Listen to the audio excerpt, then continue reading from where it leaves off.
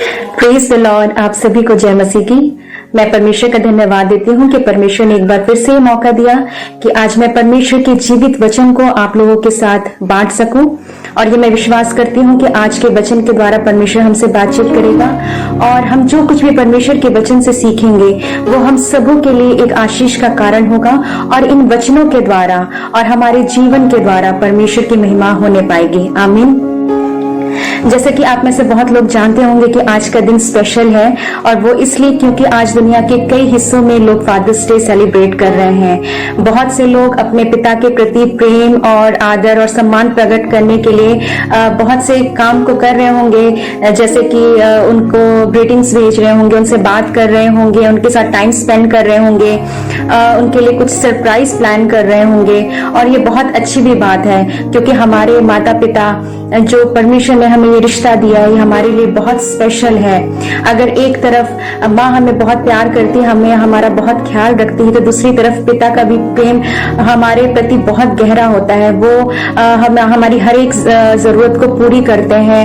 और भले ही कभी हमें अपने पिता का प्यार नहीं दिखता है, लेकिन उतना ही गहरा प्यार हमसे हमारे पिता करते हैं जितनी हमारी माँ हमसे करती है। अगर पिता का हाथ हमारे सर पे होता है तो हम अपने आप को बहुत सेफ महसूस करते हैं। और ऐसे ही आज मैं बाइबल से पिता के प्रेम को आप लोगों के साथ शेयर करना चाहती हूँ, जो हमें मिलेगा लूका उसका 15 अध्याय और उसका 11 से लेके 24 पद तक हम पढ़ेंगे। और यहाँ पर यीशु मसीह अपने चेलों को एक स्टोरी सुना रहे हैं, एक पिता और उसके दो पुत्रों की। यहाँ पर ऐसा लिखा है, किसी मनुष्य के दो पुत्र थे। उनमें से छोटे ने पिता से कहा, हे पिता, संपत्ति में से जो भाग मेरा हो वो मुझे दे दीजिए। उसने उनको अपनी संपत्ति बांट दी। बहुत दिन ना बीते थे कि छोटा पुत्र सब कुछ इकट्ठा करके दूर देश को चला गया और वहां कुकर्म में अपनी संपत्ति उड़ा दी। जब वो सब कुछ खर्च कर चुका तो उस देश में बड़ा अकाल पड़ा और वो कंगाल हो गया। हम यहाँ देखते हैं कि दो पुत्र हैं और उनमें से छोटा पुत्र अपने पिता से संपत्ति का हिस्सा मांगता और वो कहता है कि मुझे संपत्ति का हिस्सा दे दीजिए। और पिता भी कुछ नहीं कहता है, वो दोनों को अपनी संपत्ति का हिस्सा बांट देता है। लेकिन छोटा पुत्र उन्हीं संपत्ति को, उन्हीं पैसों को इकट्ठा करके जो उसके पिता ने उसको दी थी, इकट्ठा करता है और दूर देश को चला जाता है। और सब कुछ लिखा है यहाँ पे कि कुकर्म में अपनी संपत्ति उड़ा दी। मतलब बहुत बुरे बुरे कामों में, गलत कामों में, बहुत बुरी संगति में सारे पैसों को, जो उसके पिता की संपत्ति थी, उसके कमाए हुए, उसके पिता की कमाया हुआ धन था, उसको वो खर्च कर देता है। और लिखा है कि जब वो सब कुछ खर्च कर देता है तो उस देश में अकाल पड़ता है और वो कंगाल हो जाता है।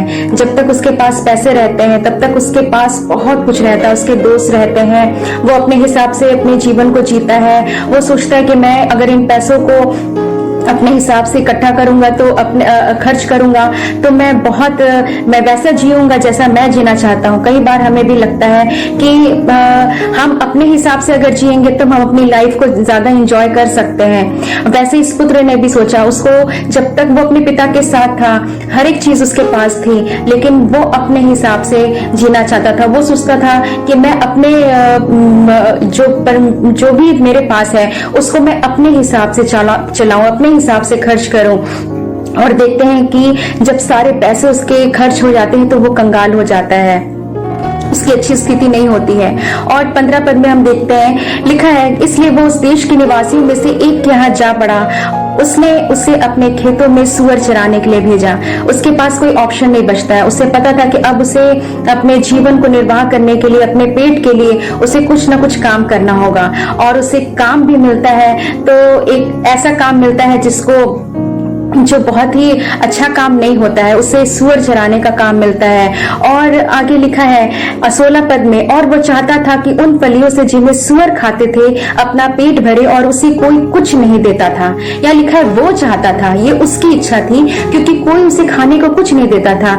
जाहिर सी बात है कि उस देश में अकाल पड़ा था।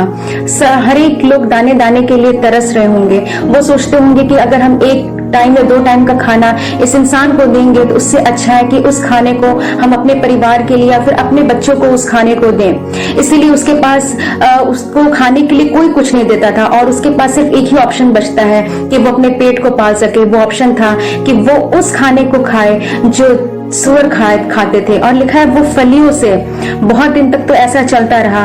और 17 पद में लिखा है जब वो अपने आपे में आया तब कहने लगा मेरे पिता के कितने ही मजदूरों को भोजन से अधिक रोटी मिलती है और मैं यहाँ भूखा मर रहा हूँ। अगर हम इस सेंटेंस को देखें, जब वो अपने आपे में आया, यहाँ पर उसको इतने दिन बीतने के बाद अब वो अपने आपे में आ रहा है। अब उसे एहसास हो रहा है, अब वो अपने बारे में सोच रहा है कि उसके पहले के दिन जो उसके पिता के घर में उसके साथ बिताए हुए दिन थे और ये आज का दिन, अब उसे ये एहसास होने लगता है कि अब मेरी स्थिति क्या है और मेरी स्थिति क्या थी। और लिखा है तब वो कहने लगा है, वो अपने मन से अब बात करना शुरू करता है और कहता है कि मेरे पिता के मजदूर, वो भी मजदूर थे जो उसके पिता के घर में बहुत से नौकर चाकर दास लोग काम करते थे और वो उन लोगों के बारे में सोचने लगता है कि वो भी काम करते हैं लेकिन उन्हें भरपेट भोजन मिलता है, इससे ही कहीं अधिक, उनके भोजन से अधिक उन्हें खाना मिलता है और मैं यहाँ पर भूखा मर रहा हूँ। सच में जब हमें भूख लगती है तब हमें एहसास होता है कि हमारे जीवन के लिए भोजन कितना इम्पोर्टेंट है। अगर हमें भोजन नहीं मिलेगा तो हम कुछ दिन सरवाइव कर सकते हैं लेकिन ज्यादा दिन तक सरवाइव नहीं कर सकते हैं और यहीं पर आकर इंसान कमजोर पड़ जाता है। और जब इसे लगा कि नहीं, अब मैं ज्यादा दिन तक इस दशा में नहीं रह सकता, अब मैं अगर ज्यादा दिन तक इस दशा में रहूंगा तो मैं हो सकता है कि अब मैं भूखा मर जाऊं। और उसके बाद अब वो कहता है मैं अब उठकर अपने पिता के पास जाऊंगा और उससे कहूंगा कि पिताजी, मैंने स्वर्ग के विरोध में और तेरी दृष्टि में पाप किया है। अब इस योग्य नहीं रहा कि तेरा पुत्र कहलाऊं, मुझे अपने एक मजदूर के समान रख ले। अब वो पश्चाताप करना शुरू करता है। ये उसका सच्चा पश्चाताप था और वो सोचता है कि मैं अब उठकर अपने पिता के पास जाऊंगा। कई बार हमारे जीवन में ऐसा होता है, जब तक हम पिता के पास रहते हैं परमेश्वर हमें हर एक आशीषों को देता है, लेकिन कई बार हम परमेश्वर की दी हुई आशीषों से संतुष्ट नहीं होते हैं। हमें लगता है कि नहीं, हम इससे भी कहीं अधिक ज्यादा अपने लाइफ को अपने हिसाब से चला सकते हैं, हम और ज्यादा अपने लाइफ को एंजॉय कर सकते हैं, लेकिन हमें उस स्थिति का तब तक एहसास नहीं होता है जब तक हम इस स्थिति में नहीं आते हैं। और उस पुत्र ने भी यही सोचा था।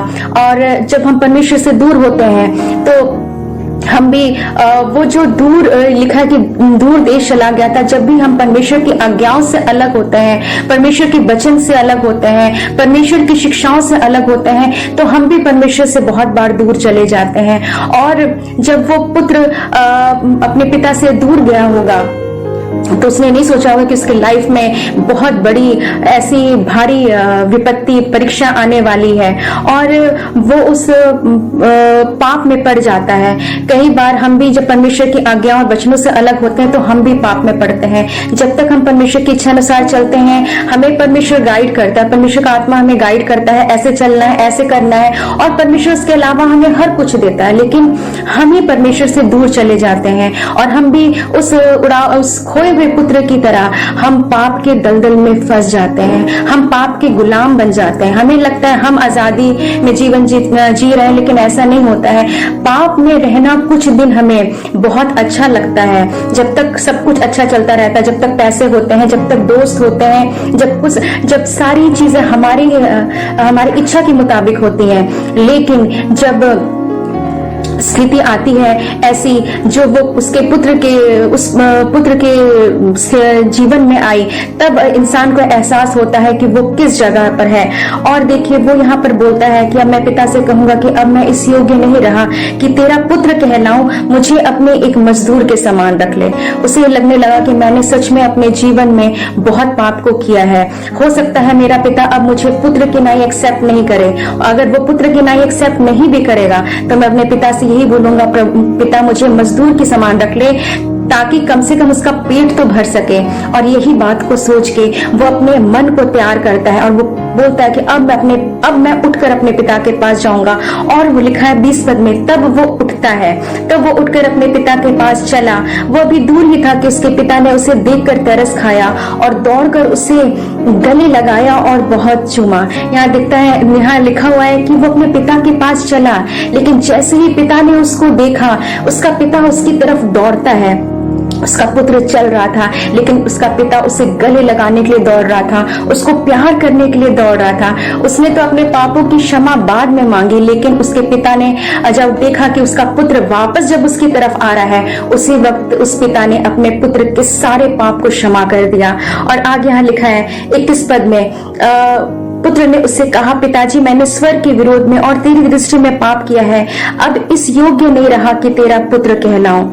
यहाँ पर हम देखते हैं कि जब सच्चे पश्चाताप के साथ उसका पुत्र अपने पिता के पास आता है, तो पिता उसको इतना प्यार करता है और उसे बहुत चूमता है। वो उतने दिन, जितने दिन वो अपने पुत्र से अलग रहा, वो चाह रहा था कि मैं इतना प्यार अपने पुत्र को करूं कि मैं सारे उन दिनों को भुला दूं जो मैंने अपने पुत्र को मैंने उतने दिन खोया।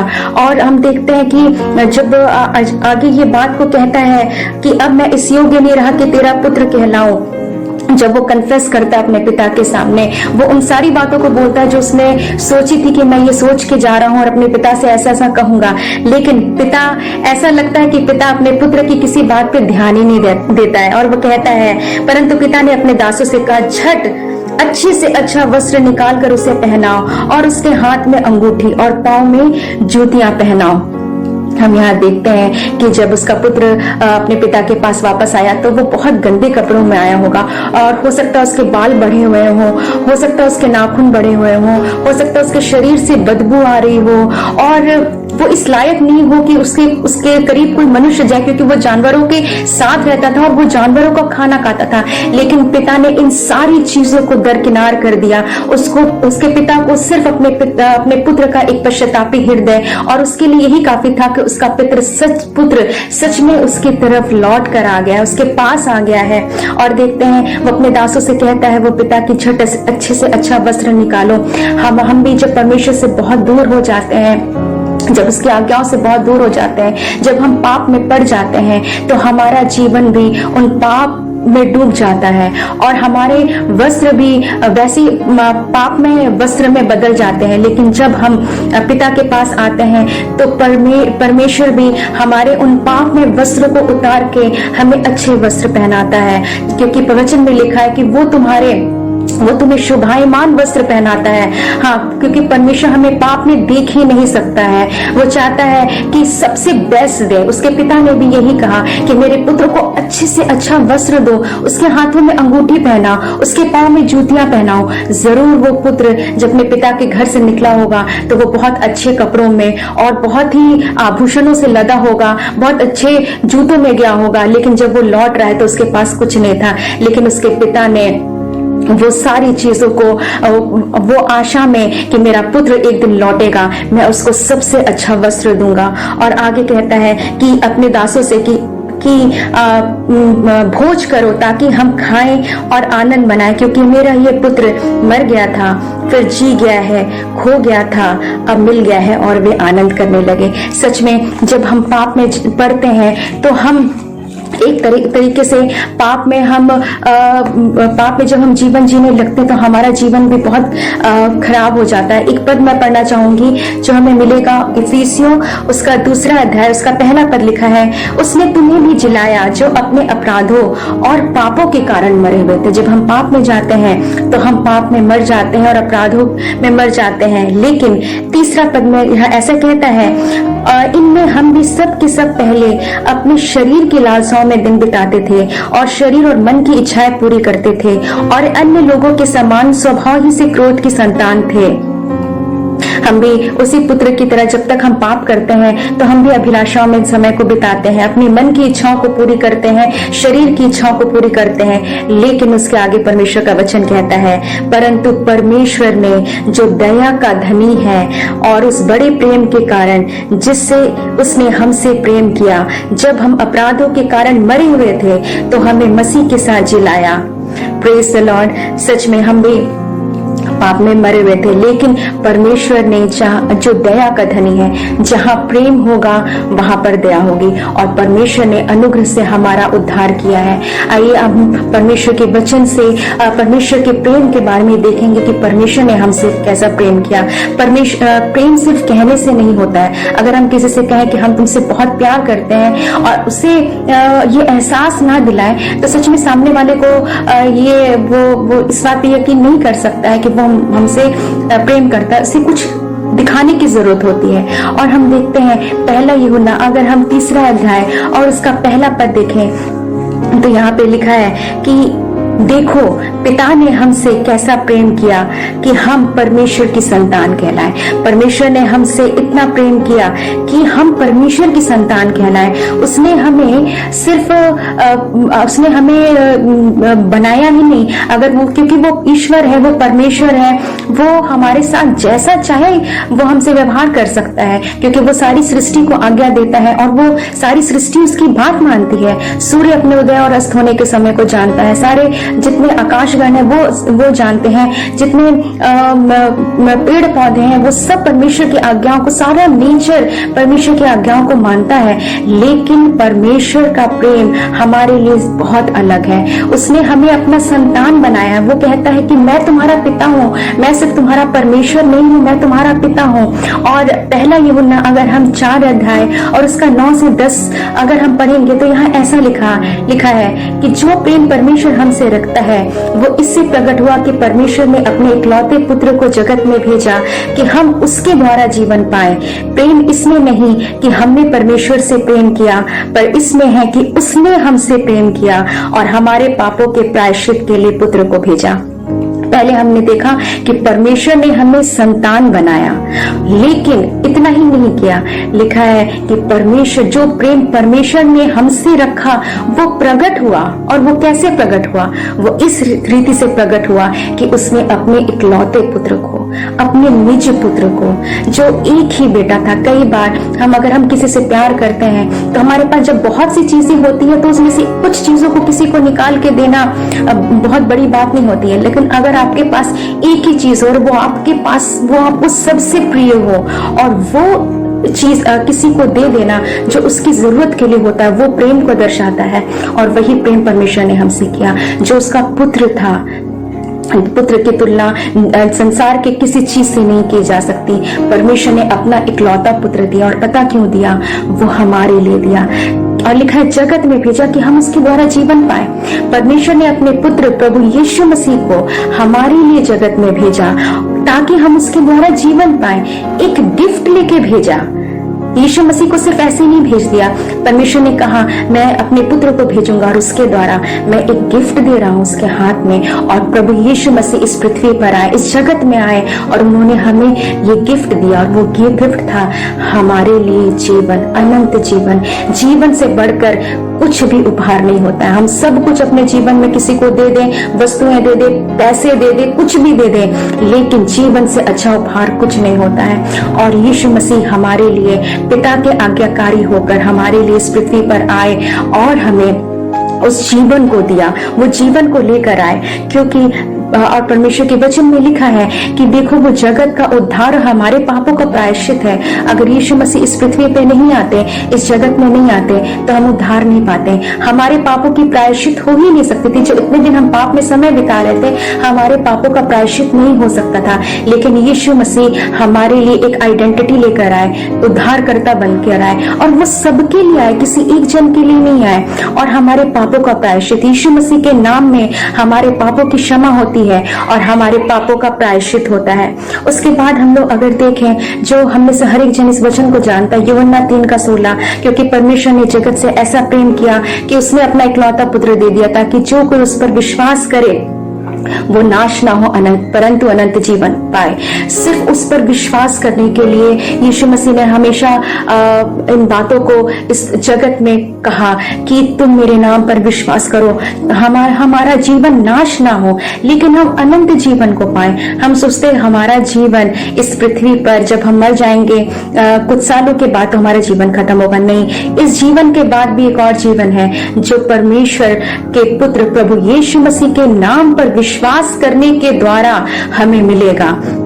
और लिखा है यूहन्ना उसका 1 अध्याय उसका 10 से अगर हम 12 पढ़ेंगे तो वहां ऐसा लिखा है कि वो जगत में था और जगत उसके द्वारा उत्पन्न हुआ और जगत ने उसे नहीं पहचाना। वो अपने घर में आया और उसके अपनों ने उसे ग्रहण नहीं किया, परंतु जितनों ने उसे ग्रहण किया उसने उन्हें परमेश्वर की संतान होने का अधिकार दिया, और अर्थात उन्हें जो उसके नाम पर, यानी वो नाम जो प्रभु यीशु मसीह का नाम है, विश्वास रखते हैं। यीशु मसीह हमारे लिए जगत में आए, बहुत से लोगों के लिए आए, लेकिन जगत ने उन्हें एक्सेप्ट नहीं किया, ये नहीं माना कि वो परमेश्वर का पुत्र है।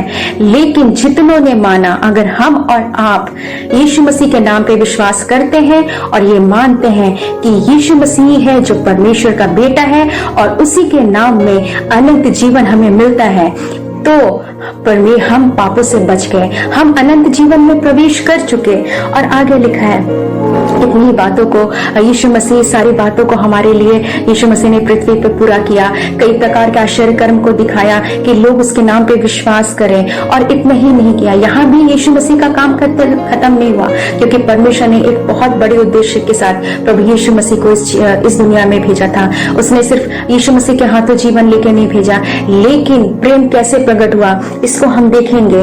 पहला यूहन्ना उसका 3 अध्याय और 16 पर, जहां लिखा है और हमने प्रेम इसी से जाना कि उसने हमारे लिए प्राण दिए। हालेलुया। सच में प्रेम प्रमाण मांगता है, और प्रमाण, सबसे बड़ा प्रमाण ये था कि यीशु मसीह ने हमारे लिए प्राण को दिया। अगर हम किसी अच्छी चीज के लिए कुछ काम को करते हैं तो उसमें कोई बड़ी बात नहीं है, लेकिन आप ये देखें कि यीशु मसीह ने किन लोगों के लिए प्राण को दिया। रोमियो उसका 5 और उसका 8 में लिखा है, क्योंकि जब हम निर्बल ही थे तो मसीह ठीक समय पर भक्तिहीनों के लिए मरा। क्योंकि धर्मी जन के लिए कोई मरे ये तो दुर्लभ है, परंतु क्या जाने किसी भले मनुष्य के लिए भी कोई मरने का हियाव करे। अगर हम उदाहरण लें तो हम अक्सर अपने बच्चे को बोलते हैं, अगर तुम एग्जाम में अच्छे मार्क्स को लाओगे तो हम तुम्हें ये इनाम देंगे। अगर हम घर से बाहर जा रहे हैं, अगर तुम अच्छे से रहोगे घर में, अगर तुम्हारी रिपोर्ट हमें अच्छी मिलेगी तो मैं तुम्हारे लिए ये चीज लेके आऊंगा। हर एक माँ बाप अपने बच्चों से कहते हैं, वो ये नहीं कहते अगर तुम गलत काम करोगे तब मैं तुम्हारे लिए करूंगा। हम अपने जीवन में भी इन बातों को देखते हैं, लेकिन हमारा परमेश्वर ऐसा नहीं है। उसने हमसे इतना प्यार किया कि जब हम निर्बल थे, जब हम पापी ही थे, जब हम अच्छे नहीं थे, जब हम बहुत बुरे और बहुत गलत और गंदे कार्य कर रहे थे, जब हम पापों की अभिलाषाओं में पड़े हुए थे, तब यीशु मसीह लिखा ठीक समय पर हमारे लिए मरा ताकि हम जीवन को पाए। इससे बड़ा प्रेम हो ही नहीं सकता। हम हमेशा अच्छे और बुरे का चुनाव करते हैं और अच्छा चुनते हैं, लेकिन परमेश्वर ने हम पापियों के लिए अपने जीवन को दिया, अपने प्राण को दिया जब हम बुरे कार्य में थे। और इसी से प्रेम प्रकट हुआ कि परमेश्वर का पुत्र प्रभु यीशु मसीह ने हमारे लिए प्राण दिए, और हमने पिता के प्रेम को ऐसे ही जाना। हम हमेशा कहते हैं कि परमेश्वर प्रेम है, और वचन में भी लिखा है कि परमेश्वर प्रेम है।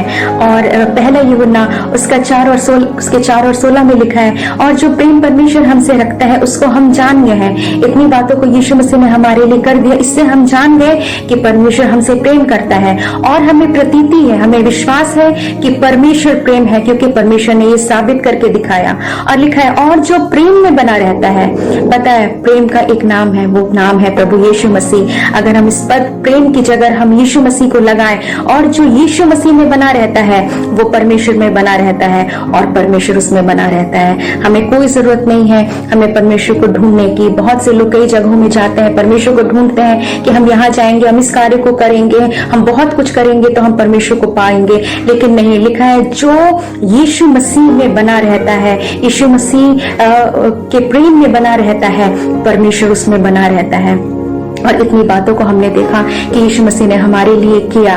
और यीशु मसीह का काम सिर्फ क्रूस पे चढ़ने के द्वारा खत्म नहीं हो गया, क्योंकि अगर हम पुराने नियम में पढ़ें तो लहू को बहाया जाता था जब कोई पाप को करता था, लेकिन और वचन में लिखा है कि बिना लहू बहाए हुए पापों की क्षमा नहीं होती।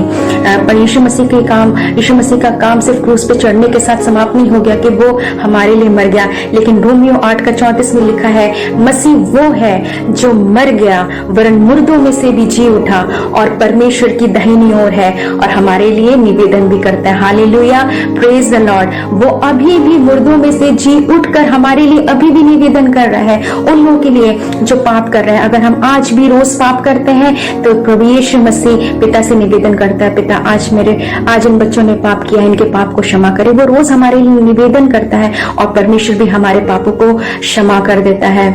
परमेश्वर के वचन में लिखा है कि परमेश्वर हमारे अधर्म को स्मरण नहीं करता। हम चाहे जितने भी पाप करें वो हमारे अपराधों को भूल जाता है, लेकिन जिस तरह उस खोए हुए पुत्र ने सच्चे हृदय से अपने पापों का पश्चाताप किया, अगर हम सच्चे पश्चाताप से परमेश्वर के पास लौटते हैं तो परमेश्वर के लिए वही काफी है कि हम अपने पास पापों से और अपने मन को फिरा के परमेश्वर के पास आते हैं। नीति वचन में लिखा है, नीति वचन उसका 4 और उसका 4 अध्याय लिखा है, और मेरा पिता ये कहकर सिखाता था, तेरा मन मेरे वचन पर लगा रहे, तू मेरी आज्ञाओं का पालन कर, तब तू जीवित रहेगा। हम में से हर एक जो माँ बाप है अपने बच्चों को यही अच्छी बात को सिखाते हैं कि उनकी शिक्षाओं पर मन लगाना। परमेश्वर भी चाहता है कि हम परमेश्वर की आज्ञाओं पर, उसकी शिक्षाओं पे मन लगाएं, तब हम जीवित रहेंगे। और उसकी आज्ञाएं परमेश्वर का ये जीवित वचन है, अगर हम इसमें मन लगाएंगे तो हम जीवित रहेंगे। मैं परमेश्वर का धन्यवाद देती हूँ कि आज परमेश्वर ने अपने प्रेम की भलाई को हम पे प्रकट किया और आज तक वो हमसे प्रेम कर रहा है। और मैं परमेश्वर का धन्यवाद देती हूँ कि परमेश्वर ने मेरे जीवन में भी ऐसे पिता को दिया है जिन्होंने बचपन से हम लोगों को वचन की शिक्षा दी है। मैं परमेश्वर का बहुत धन्यवाद देती हूँ अपने फादर के लिए कि बचपन से उन्होंने कभी भी हमसे ये नहीं कहा कि मैं चाहता हूँ कि तुम बड़े होके बहुत ऊंची पोस्ट पे जाओ, तुम ये काम करो। लेकिन आज तक मेरे पिता हम तीनों भाई बहन को हमेशा यही कहते हैं कि मैं चाहता हूँ कि तुम परमेश्वर के नाम की महिमा करो और परमेश्वर के नाम को बढ़ाओ। इसी तरीके से मैं परमेश्वर को बहुत धन्यवाद देती हूँ। और हम सबों के जीवन में परमेश्वर ने बहुत अच्छे माता पिता दिए हैं, और कोई भी माता पिता अपने बच्चों को गलत शिक्षा नहीं देते। जितने भी आप हैं, आप परमेश्वर, जितने भी बच्चे, मैं ये चाहती हूँ कि परमेश्वर के वचन पर मन को लगाएं। और परमेश्वर हमसे बहुत प्रेम करता है। बहुत से ऐसे लोग होंगे शायद जिनके पिता इस पृथ्वी जिनके पिता भी इस पृथ्वी पे नहीं है, लेकिन एक ऐसा पिता है जो जिसने कहा कि मैं संसार के अंत तक तुम्हारे साथ रहने वाला परमेश्वर हूँ, मैं तुम्हारे बाल पकने तक, बुढ़ापे तक तुम्हारे साथ चलूंगा। वो आज भी हमारा परमेश्वर है। हमारे संसारिक माँ बाप तो इस जीवन में है, हमारा भी जीवन खत्म होगा, उनका भी जीवन खत्म होगा, लेकिन एक पिता ऐसा है जो हमसे अभी तक इस दशा में भी प्यार करता है और रोज हमारा वेट करता है कि हम जब पाप करते हैं, पश्चाताप करते हैं, तो परमेश्वर उसी रीति से हमें अपने पास बुलाता है, हमें एक्सेप्ट करता है और हमें फिर से वैसे ही गले लगाता है और हमें फिर से उस जीवन को देने का वायदा करता है। परमेश्वर का धन्यवाद देती हूँ सुंदर वचनों के लिए। परमेश्वर आप सभी को आशीषित करें इन वचनों से, और हम सब को दिन प्रतिदिन परमेश्वर के प्रेम में बढ़ते जाएं और परमेश्वर के नाम की महिमा करें। आप सबों को प्रेज द लॉर्ड, जय मसीह की।